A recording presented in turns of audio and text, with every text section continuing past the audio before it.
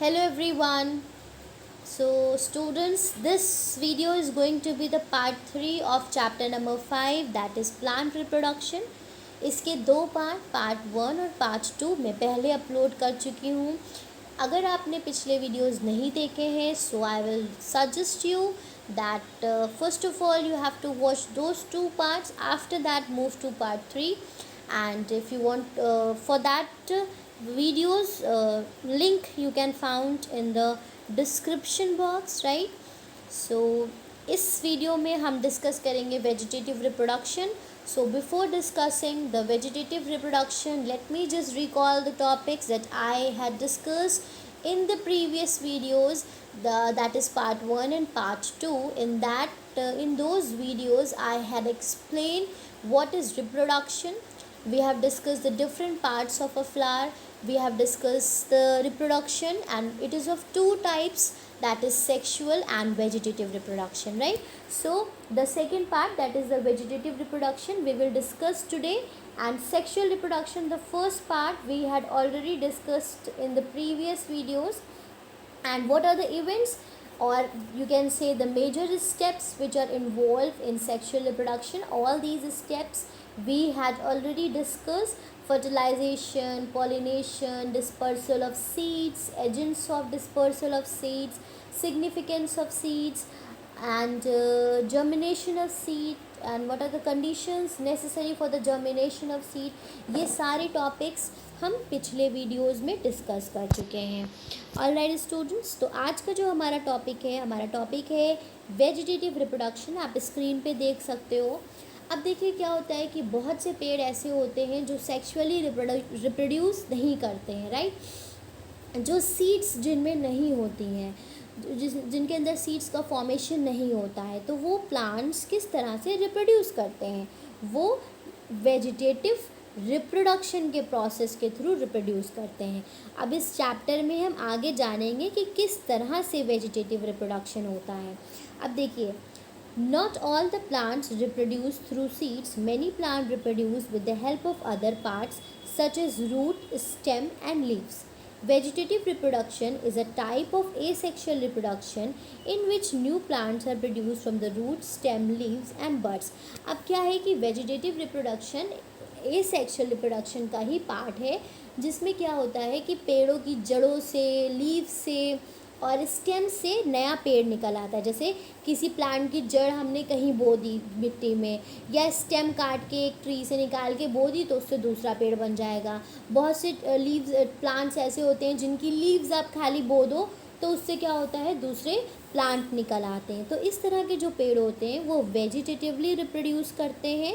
ये एक तरह का एसेक्सुअल रिप्रोडक्शन होता है. Since reproduction is through the vegetative part of the plant, क्योंकि जो वेजिटेटिव पार्ट्स हैं प्लांट के, मीन्स रिप्रोडक्टिव पार्ट नहीं है, वेजिटेटिव पार्ट्स हैं, उनके थ्रू रिप्रोडक्शन हो रहा है. जैसे फ्लावर क्या था, वो तो रिप्रोडक्टिव पार्ट था ना एक प्लांट का, तो उसमें क्या हो रहा था कि फ्लावर के थ्रू रिप्रोडक्शन हो रहा था, इसलिए उसको सेक्सुअल रिप्रोडक्शन कह रहे थे, जहाँ पे गैमीट्स मीट कर रहे थे. और यहाँ पे क्या हो रहा है कि वेजिटेटिव पार्ट जो है उनके थ्रू नए पेड़ निकल रहे हैं, इसलिए इनको कहते हैं vegetative propagation. Plants like potatoes, money plant, sugarcane, bryophyllum, they reproduce by this method. ये कुछ नीचे देखिए पिक्चर्स बनी हुई हैं पोटैटो की, मनी प्लांट, शुगरकेन, ब्रायोफाइलम, ये सब वेजिटेटिव प्रोपोगेशन के मेथड से ही रिप्रोड्यूस होते हैं. अब देखिए हम डिस्कस करेंगे कि रूट्स क्या होती हैं. तो रूट्स क्या है? When the roots of the plants like carrot, turnip, sweet potatoes are kept in water for some time, they develop the shoot. These roots grow into the new plant. मतलब जो roots हैं plant की, जैसे carat है और ये सारे, तो क्या होता है कि जब इनको पानी में रखा जाता है कुछ टाइम के लिए, उससे क्या होता है कि इसमें शूट्स डेवलप हो जाती हैं. They start developing the shoot, और वो फिर क्या होते हैं, न्यू प्लांट में कन्वर्ट हो जाते हैं. तो इस तरह से इनका वेजिटेटिव रिप्रोडक्शन होता है, कैरेट का, टर्निप का, स्वीट पोटैटोज़ का. इस तरह से इनको वेजिटेटिवली प्रपोगेट किया जाता है। उसके बाद सेकंड देखिए स्टेम्स के ज़रिए कैसे होता है। अब जैसे स्टेम्स हैं कुछ प्लांट की, पटाटो हैं, शुगर केन्स हैं, इनको एज अ फूड यूज़ किया जाता है। दे कैन ऑल्सो भी यूज टू ग्रो, मतलब जैसे जो हम लोग शुगर केन खाते हैं उसको ही अगर वो सो किया जाए तो वो क्या होगा, नए प्लांट में कन्वर्ट हो जाएगा। Potatoes has an underground stem, they have a special structure called I growing on them. आपने देखा होगा कि पोटैटोज़ में कुछ स्ट्रक्चर्स होते हैं, ब्लैक ब्लैक कलर की कर्व्स हल्की हल्की सी, तो वो उनको आई कहते हैं।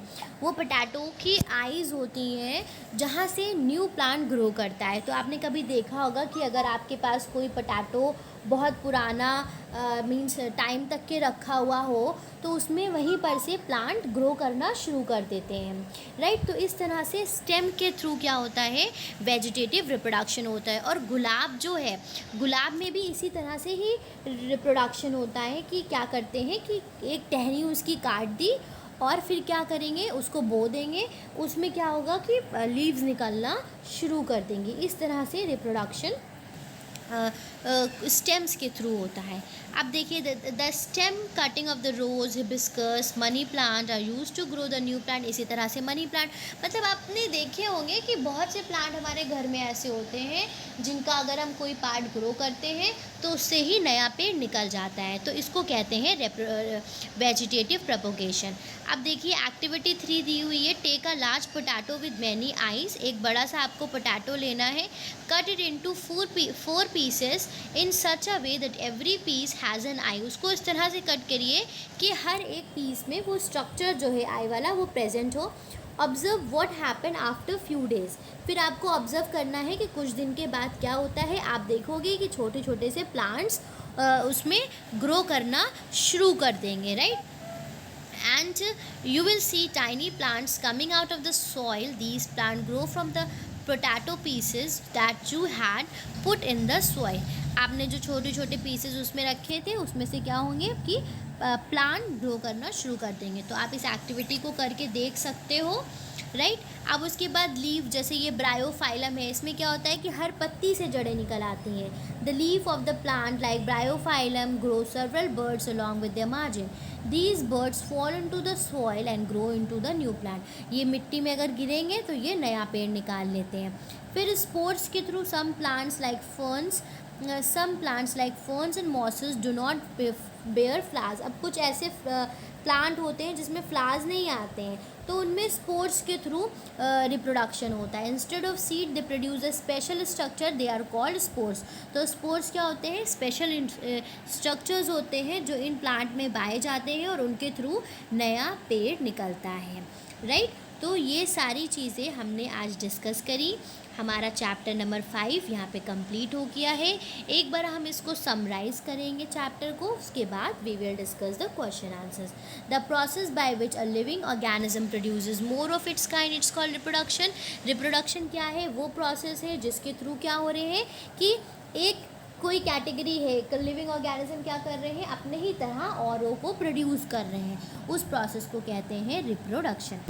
The reproduction that take place due to the fusion of pollen grain and ovules. आप सबको पता है कि सेक्शुअल रिप्रोडक्शन क्या है, जिसमें पॉलन ग्रेन्स और ओव्यूल्स क्या कर रहे हैं, आपस में फ्यूज़ कर रहे हैं। उसके बाद देखिए वेजिटेटिव रिप्रोडक्शन क्या है, सबको पता है, जहाँ पे एक तरह का ए सेक्शुअल रिप्रोडक्शन है, अभी हमने डिस्कस किया, जिसमें रूट, स्टेम, लीव्स और बड के थ्रू नया प्लांट निकलता है। फिर the process by which the seeds of the plant are scattered away from the parent plant is called the dispersal of seed. Dispersal of seed क्या है, जिसके एक ऐसा प्रोसेस जिसके थ्रू जो सीड्स हैं वो क्या हो रही हैं, दूर दूर तक के बिखर रही हैं, दूर दूर तक के फैल रही हैं। उस प्रोसेस को क्या कहते हैं, dispersal of seeds. Dispersal of seeds can take place by wind. हम ये भी डिस्कस कर चुके हैं कि डिफरेंट डिफरेंट एजेंट्स होते हैं। विंड का जो डिस्पर्सल है वो हवा, पानी, एनिमल्स, इन सब के थ्रू हो जाता है, राइट। तो अब हमारा ये चैप्टर पूरा ख़त्म हो गया है। Now your homework is to read the complete chapter. आपको पूरे चैप्टर को अच्छे से पढ़ना है, तीनों पार्ट्स को देखना है। And in the next video what we are going to discuss, in the next video जो एक्सरसाइजेस हैं वो मैं डिस्कस करूँगी। टिल देन आपका जो होमवर्क है, you have to read out the